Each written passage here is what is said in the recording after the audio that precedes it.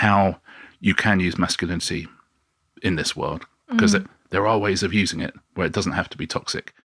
Before we get onto your failures, I would love to touch briefly on Richard Osman as a child. Yes. I understand that your grandfather was very important to you.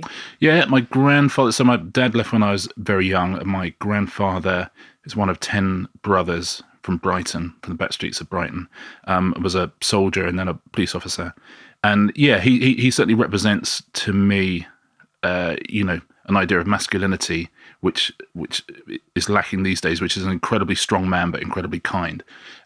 And he was in the police force. He never really got promoted because, for example, he wouldn't police the miners' strike. He said, that's not my business. That's another man's living. I'm not going to go and police it. And so, understandably, perhaps, he did not become the Chief Constable of Sussex. But so he was always for justice and equality and fighting for people. But he was tough as well. So strong and tough and gentle and kind at the same time, I think is an exemplar we don't see much these days. And I'm not as tough as my grandfather, would that I were. But that's what I think about when I think about how you can use masculinity in this world, because there are ways of using it where it doesn't have to be toxic. So I try and write characters like that. And certainly, when I see the world and someone like that crops up, I'm like, yeah, this is what we need.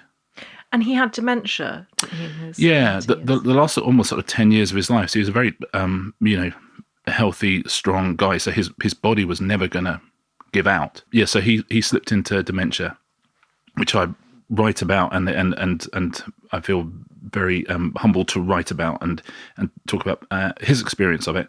And so his last 10 years, you go and see him. He was a great storyteller, my grandfather, and you'd go and see him and you'd hear the same stories time after time, but he was such a great storyteller. You'd be like, oh, this is amazing. He'd tell a story about coming back from, India on the boat and it taking 4 weeks and him losing all his money in a card game and all this stuff. And you've heard it before, but he told it in a beautiful way.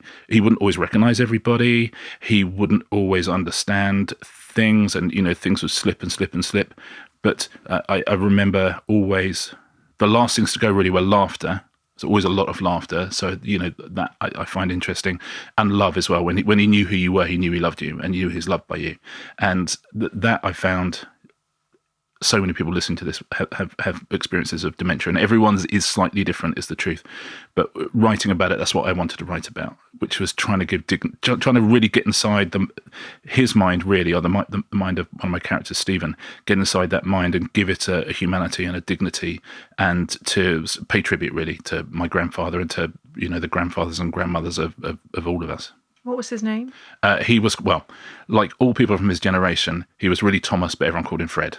Okay. So he was always like middle names. I've got a educational foundation now, which is set up in his name, the Frederick Wright Foundation, because he left school at 14 because he couldn't afford to go to school. But he was a very, very bright man, and so yeah, he's that sort of fire powers a lot of what I do.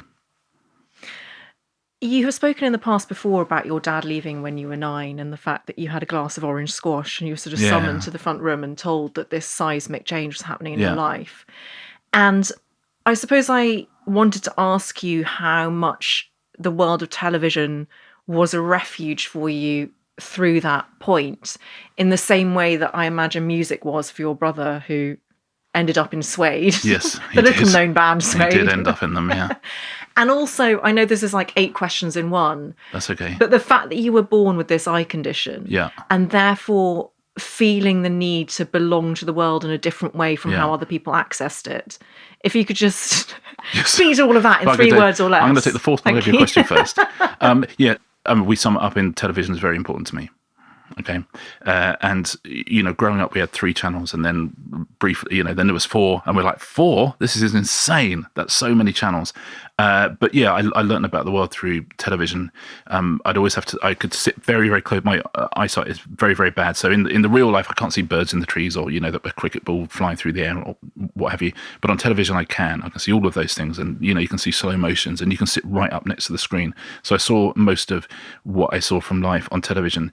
And it only occurred to me very recently, just people's facial tics and things like that. I always read in books, and people describe people's faces or a tiny tick, and I'm like, And I didn't know what that meant. I thought, oh, yes, because I can't see it. I can't. It's a blank canvas for me. Everyone I ever meet looks just beautifully lit, like just in a soft blur. And so television, I can see things that I can't see elsewhere.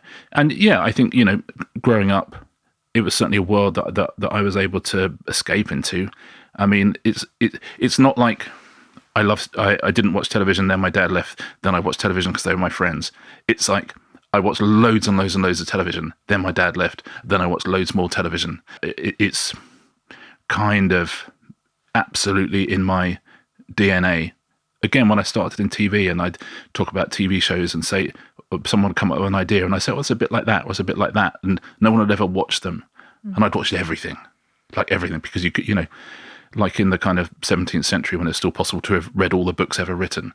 In the 1970s, it was possible to have watched all the TV shows ever made. And I think I had. So it was a constant companion to me. But again, because I was, I like staying in as well.